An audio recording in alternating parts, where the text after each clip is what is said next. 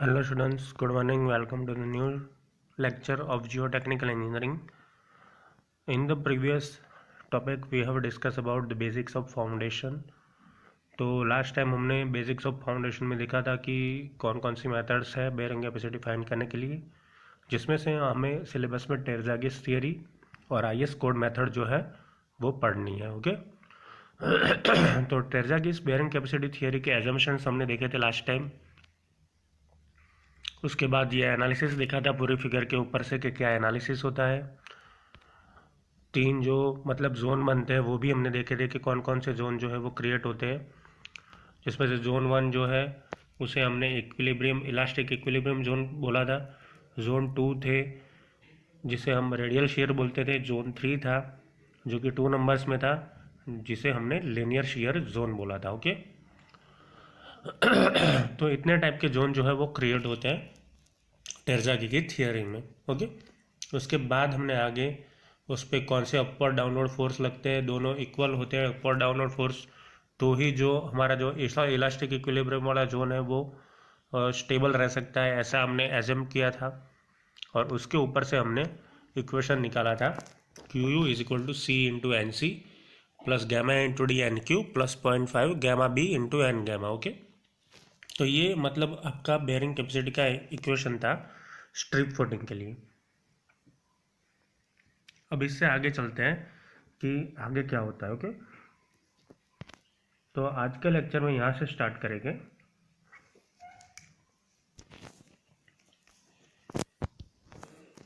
The values of the bearing capacity factors, यानी कि N C N Q और N gamma के जो वैल्यू है वो डिपेंड्स करती है फाई के ऊपर, यानी कि एंगल के ऊपर. The values of the bearing capacity factors as given by the equations are tabulated in the table. These values are general for general shear failure. Okay, आपको मतलब आपके बुक में एक टेबल दिया हुआ है जिसमें एन सी एन क्यू आर एन गैमा की सारी वैल्यूज जो है वो कैलकुलेट करके दी गई है. ओके जिसमें प्योरली कोहेसिव सॉइल, अगर आपका फाई इज इक्वल टू 0 है तो आपकी एन सी की जो वैल्यू होगी वो 1.5 पाई प्लस 1 जितनी होगी, यानी कि 5.7 होगी. एन क्यू की वैल्यू जो है वो 1 होगी और एन गैमा की वैल्यू जो है वो 0 होगी. ओके तो ये सारे कॉम्पिटिशन्स जो है वो आप टेबल के ऊपर से देख सकते हैं. Thus for strip footing q you is equal to 5.7 c plus gamma into d. If the footing is located on the ground surface then d is equal to 0. Okay तो ये इक्वेशन में अगर आपका जो फुटिंग है वो ground surface पे है तो डी 0 हो जाएगा, तो आपका क्यू यू जो है वो हो जाएगा 5.7 सी. ओके जहाँ पे सी जो है वो कोहेजन के लिए है. तो अब हमने देखा कि फाई इज इक्वल टू 0 के लिए एन सी की वैल्यू 5.7 है, एन क्यू की 1 है, एन गामा की 0 है टेबल के ऊपर से. तो ये इक्वेशंस में हम पूरी वैल्यू रख दे तो आपका final equation 5.7 C plus gamma into D जितना हो जाएगा. और अगर मैं यहाँ पे एक और कंडीशन ऐड करता हूँ कि आपका फुटिंग जो है वो ग्राउंड सरफेस पे है, तो यानी कि डेप्थ भी 0 हो जाएगी, तो आपका क्यू यू जो बन जाएगा वो हो जाएगा 5.7 सी जितना. ओके तो एक ये चीज़ है. फिर उसके आगे है Terzaghi's bearing capacity equation for local shear failure.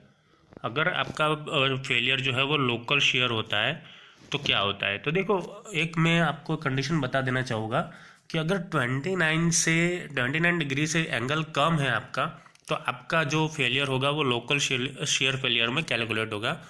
और अगर आपका फेलियर 35 से ज़्यादा है तो उसे हम जनरल शेयर फेलियर बोलेंगे. तो फॉर लोकल शेयर फेलियर यानी कि आपका एंगल लेस देन 29 है, Terzaghi has propose the following shear soil parameters. अगर 29 से कम है आपका एंगल तो उसमें थोड़ा चेंज आता है टेरज़ागी के इक्वेशन में. क्या चेंज आता है, जो कोहेजन होता है वो अब बन जाएगा मोबिलाइज्ड कोहेजन सी डैश, यानी कि सी की जगह पे आपको सी डैश की वैल्यू लेनी पड़ेगी.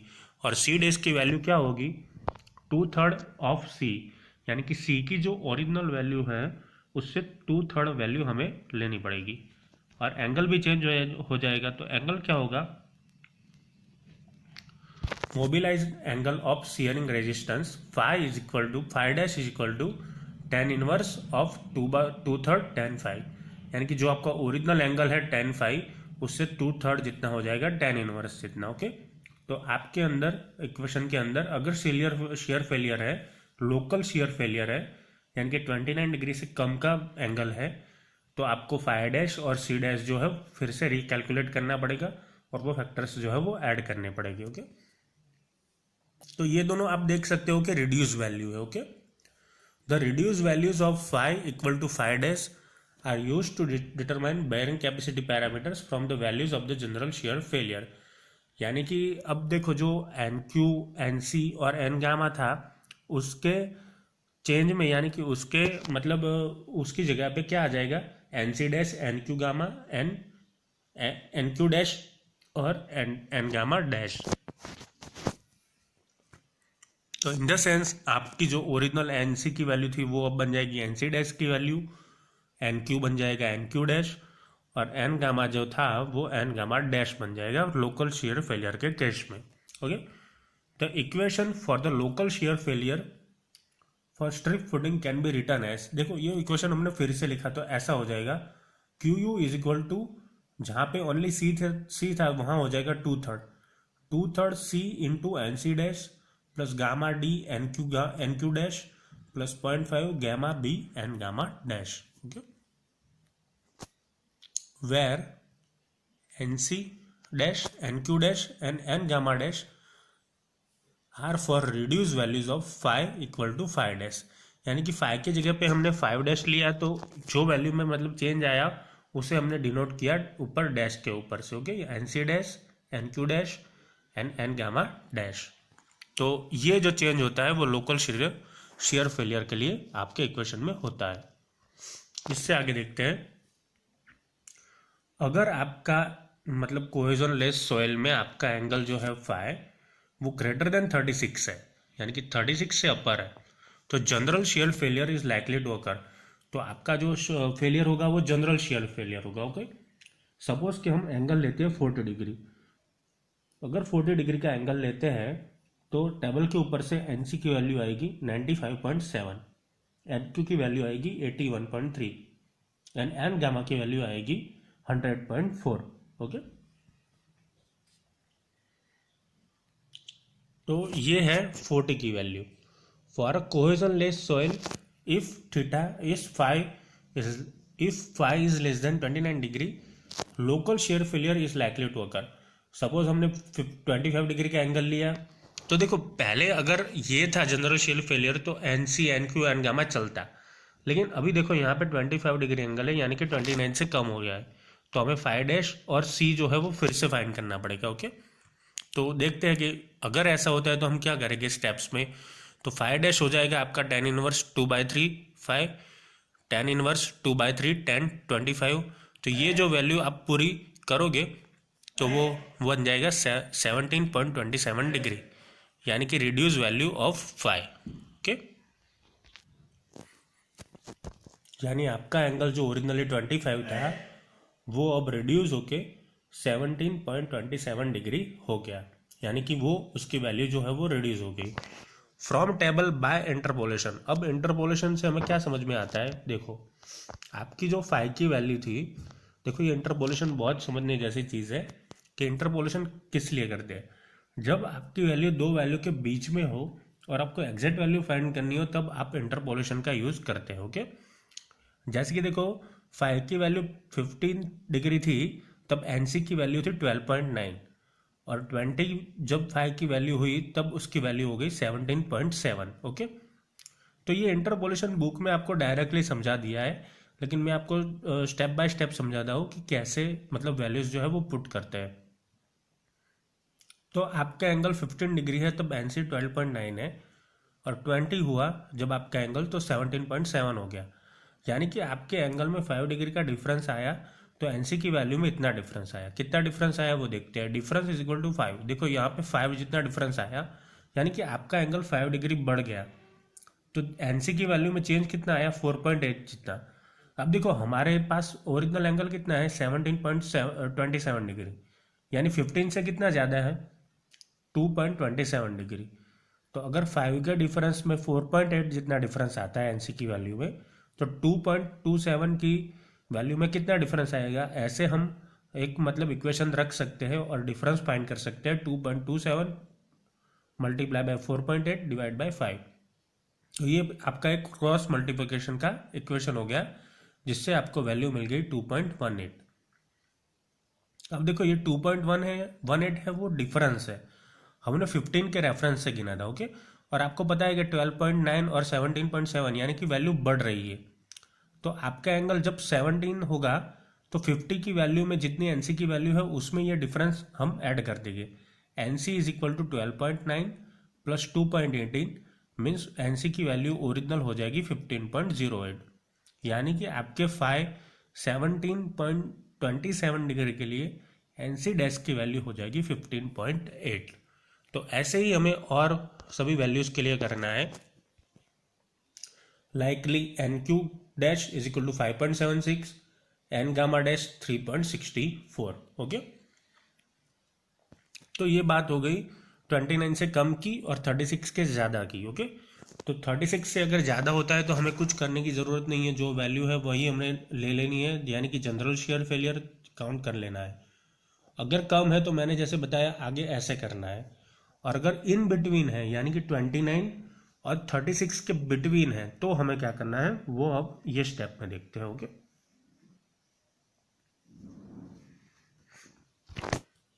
For the values of 5 between 29 to 36 degree mix failure is likely to occur, यानी कि इसमें मिक्स फेलियर होगा। And the bearing capacity factors are obtain by interpolation. Okay, interpolation से ही इसमें फाइंड करके, लेकिन कैसे करते देखते हैं। सपोज कोई एंगल 35 डिग्री है, यानी कि वो 29 से कम भी नहीं हुआ और 36 से ज़्यादा भी नहीं हुआ, इन बिटवीन हुआ। तो उसके लिए हम सबसे पहले 5 डैश फाइंड करेंगे। tan inverse 2/3 tan 5, tan inverse 2/3 tan 35 यानी 25 डिग्री आया। अब जब हमारा 5 इज इक्वल टू 35 था तब एन सी, एन क्यू और एन गामा की जो वैल्यू थी वो हमने टेबल पे से मतलब राइट डाउन कर ली। 5.78, 57.8, 41.4 एंड 42.4। अब वही value 5 is equal to 25 degree के लिए एन सी डैश जो बन गया 25.2, एन क्यू डैश हो गया 12.6 और एन गामा डैश हो गया 10.1। तो ये सारी वैल्यूज कौन सी वैल्यू है जो हमने आगे मतलब फाइंड की गई है। ओके, वही वैल्यू हमने यहाँ पे पुट की है ओनली। तो अब ये सब का डिफरेंस जो है एनसी का, देखो एनसी और एनसी डैश में कितना डिफरेंस आया 32.6 का। एन क्यू में देखो 41.4 और 12.6 में कितना डिफरेंस आया 28.8 का। और लास्ट में आपका एन गामा का डिफरेंस कितना आया 32.3 का। ओके, तो पहले ऐसे डिफरेंस जो है वो फाइंड कर लेने हैं। अब उसके बाद हमें क्या करना है, देखो as the actual value of 5 is 35 degree which is 6 degree more than the value of 5 dash corresponding to local shear failure. यानी कि जो हमारा लोकल शेयर फेलियर होता वो 29 डिग्री या उससे कम पे होता, तो उसमें से डिफरेंस कितना है 35 और 29 के बीच में 6 डिग्री का है। द प्रोपोर्शनल डिफरेंस टू, तो प्रोपोर्शनल डिफरेंस है, proportional difference to be added to the values of N C dash, N Q dash and N gamma dash is 6 और 7 टाइम्स द टोटल डिफरेंस। यानी कि 6/7 अगर 6 गिने 7 गिने यानी 6 से 7 टाइम्स जो है वो उसकी वैल्यू में डिफरेंस आता है। Thus the required values are, यानी कि जो हमारी रिक्वायर्ड वैल्यू होगी वो अब क्या होगी N C is equal to 25.2, जो डिफरेंस है वो प्लस 6/7 मल्टीप्लाई बाय 32.6।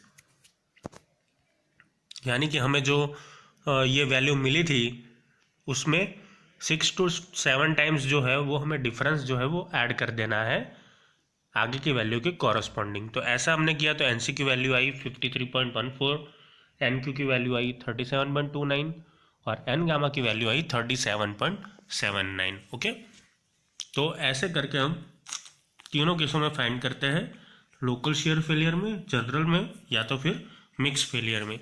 तो ऐसे 3 टाइप के केस आपके सामने आ सकते हैं। अब उससे आगे देखते हैं square, circular and rectangular footings. देखो ये जो हमने फुटिंग्स आगे देखे थे, आगे जो इक्वेशंस देखे वो स्ट्रिप फुटिंग के लिए, ओके।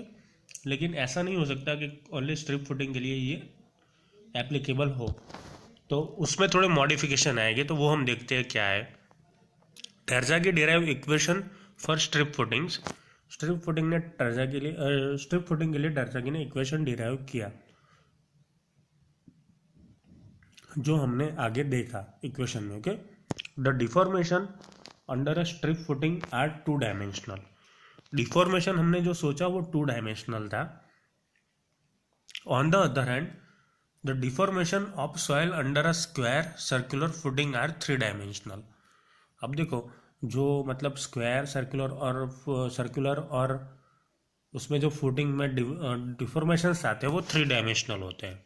तो उसके लिए जो मॉडिफिकेशन करने पड़े इक्वेशन में वो कुछ इस तरह से है।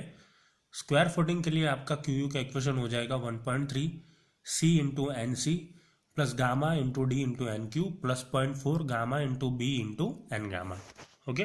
तो ये आपका स्क्वायर फुटिंग का इक्वेशन हो गया, जहाँ पे बी है आपका dimension of side of footing, यानी कि उसकी विड्थ है।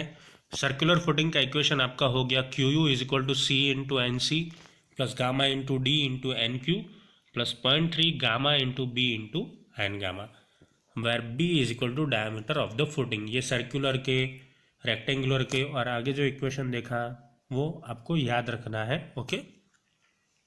रेक्टेंगुलर फुटिंग के लिए आपका इक्वेशन हो जाएगा q you is equal to 1.3 c into N c 1 plus 0.3 B by L plus gamma into D into N Q plus 0.5 gamma into B into N gamma into 1 minus 0.2 B by L, where B is equal to width और diameter and L is equal to length of footing, okay. तो ये जो तीनों equation है वो आपको याद रखने हैं स्क्वायर फुटिंग के लिए, और आगे जो इक्वेशन है वो सर्कुलर और रेक्टेंगुलर फुटिंग के लिए।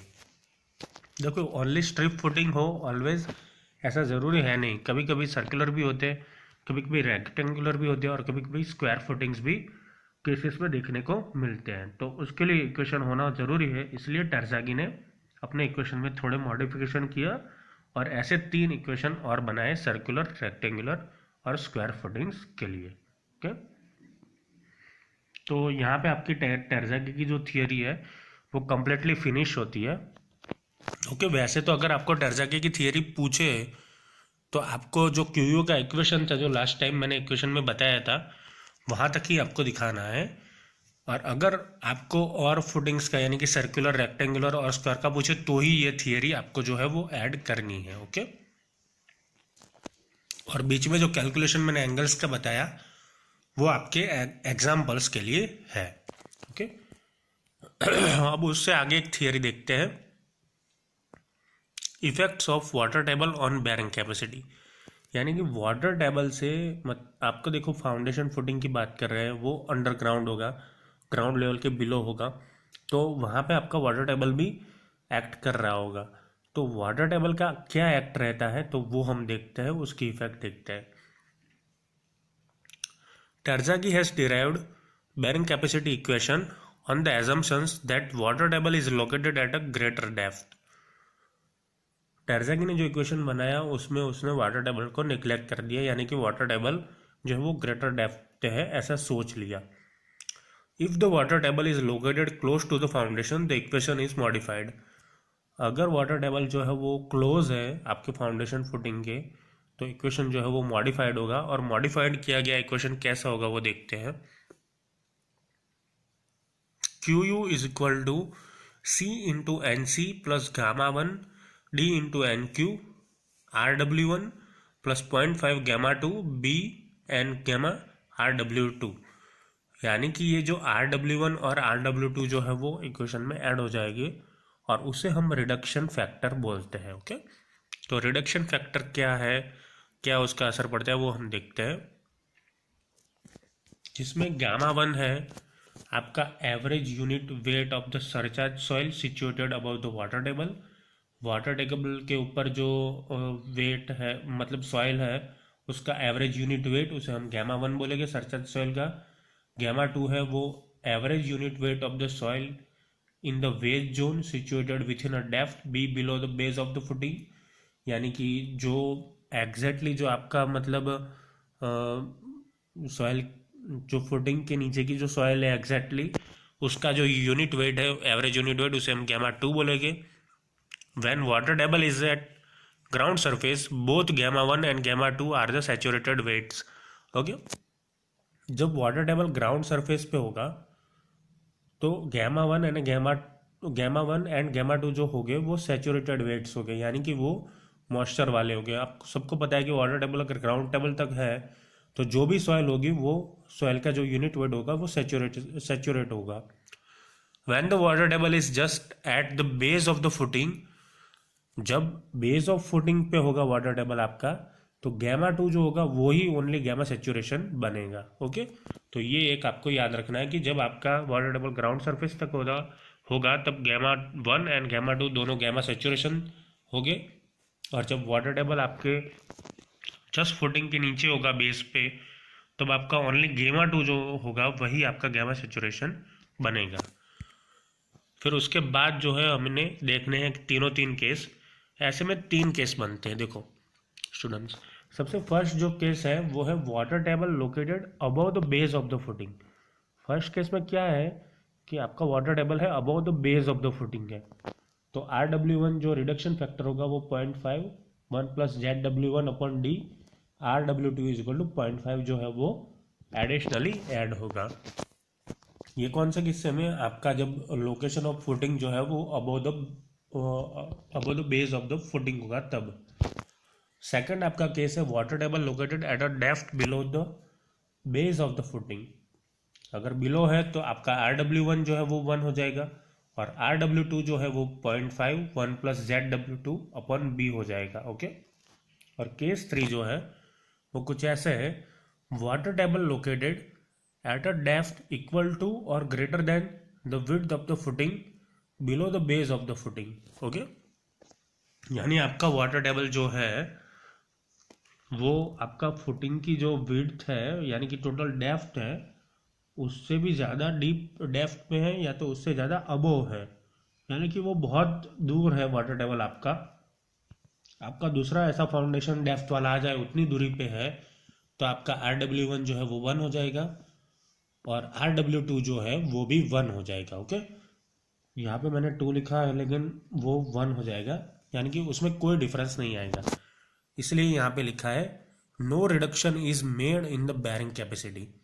यानी कि अगर आपका केस 3 में, देखो केस 3 में क्या है कि जो आपका फाउंडेशन है उसकी डेप्थ से भी ज़्यादा मतलब डेप्थ पे है वाटर टेबल, यानी below the base of the footing है और बहुत ही मतलब डीप है, तो जो RW1 और RW2 जो है वो उसकी वैल्यू 1 हो जाएगी और आपको कोई रिडक्शन करने की बैरिंग कैपेसिटी में ज़रूरत नहीं पड़ेगी। ओके, तो ये ऐसा केस 3 में होगा, और केस 1 में आपका जो बेस ऑफ फुटिंग है उससे अबोव है वाटर टेबल, और केस 2 में बिलो फुटिंग है। ओके, तो ये इक्वेशंस जो है वो आपको समझने हैं कि कैसे कहाँ पे कौन से इक्वेशन यूज़ करने हैं। ओके स्टूडेंट्स, तो यहाँ तक रखते हैं और इससे आगे हम देखेंगे IS मेथड नेक्स्ट लेक्चर में। Okay students, thank you for watching and keep watching for updating videos of geotechnical engineering. Thank you.